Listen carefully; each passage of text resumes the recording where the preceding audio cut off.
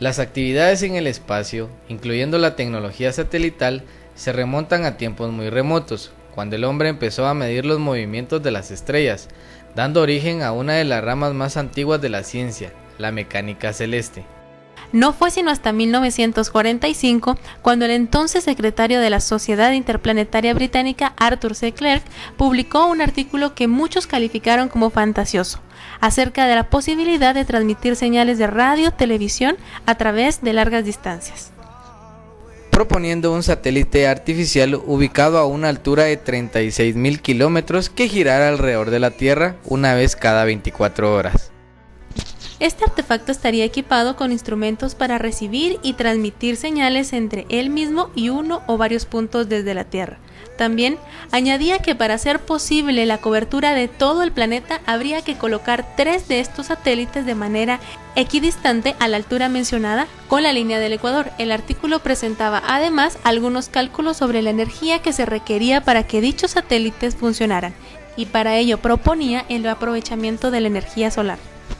En la siguiente década, el Año Geofísico Internacional, de 1957 al 58, marcó el banderazo de salida de una carrera espacial que durante muchos años protagonizaron Estados Unidos y la Unión Soviética, siendo esta última la que se llevó la primicia al lanzar al espacio el 4 de octubre de 1957 el satélite Sputnik 1, el cual era una esfera metálica de tan solo 58 centímetros de diámetro. En diciembre de ese mismo año, Estados Unidos también lanzó su propio satélite, el Vanguard, aunque sin éxito, pues se incendió en el momento de su lanzamiento. La Unión Soviética siguió su camino e instaló en órbita la segunda versión del Sputnik. En noviembre de 1957, ahora un ser vivo como pasajero, la perra Laika. Después, hubo una tercera versión del Sputnik que se lanzó en 1958. Unos meses antes, Estados Unidos, continuando con el reto impuesto, lanzó el satélite Explorer 1 y con ello se apuntó un tanto en el mundo de la ciencia al descubrir los cinturones de radiación que rodeaban a la Tierra, a los cuales llamaron Van Allen en honor al líder de los científicos responsables de esa misión. Posterior a ese satélite, siguieron sus versiones 2, 3 y 4, de los cuales el Explorer 2 falló. El primer experimento de comunicaciones desde el espacio también fue en 1958, cuando un cohete Atlas V, equipado con un transmisor y un reproductor, emitió hacia la Tierra un mensaje grabado con anterioridad por el presidente Eisenhower. Fue así que el primer satélite activo que se puso en órbita fue el Courier, de propiedad estadounidense, lanzado en 1960, equipado con un paquete de comunicaciones o repetidor que recibía las señales de la Tierra, las traducía a frecuencias determinadas, las amplificaba y después las retransmitía al punto emisor. Gracias a la construcción de cohetes más potentes que llevaron satélites a la altura adecuada y el desarrollo de la electrónica como un elemento importante relacionado con muchas funciones de un satélite, en 1964 se logró colocar en órbita el primer satélite de este tipo, SYNCOM-3, que permitió en Europa la transmisión de los Juegos Olímpicos de Tokio. En agosto de 1964 se formó el consorcio internacional Intelsat, encargado de administrar una nueva serie de satélites geoestacionarios disponibles para todo el mundo. El primero de sus satélites fue el Early Bird o Intelsat 1.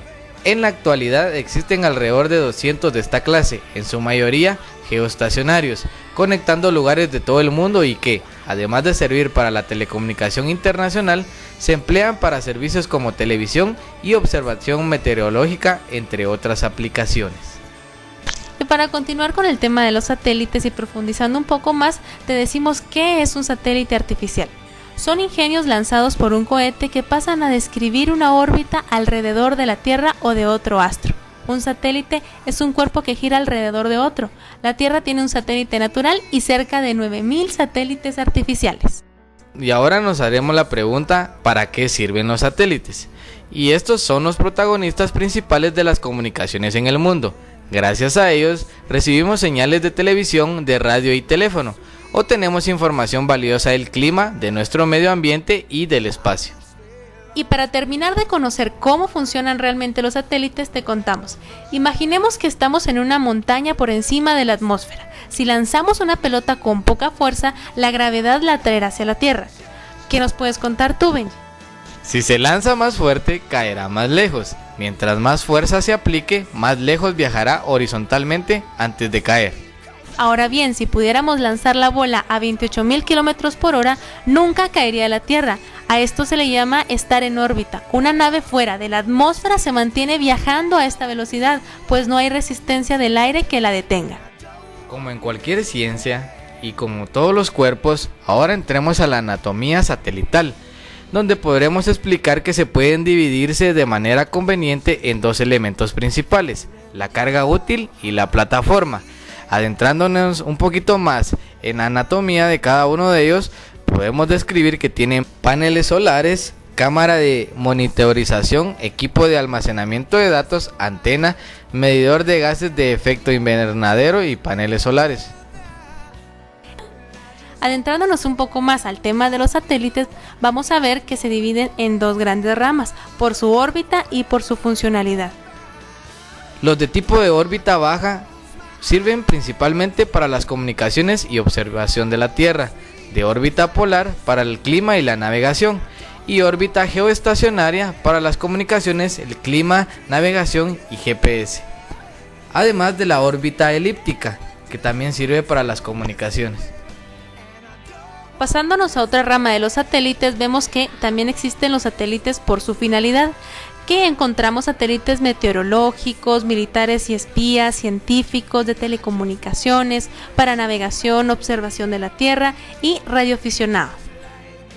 Satélites militares son aquellos que apoyan las operaciones militares de ciertos países, bajo la premisa de su seguridad nacional.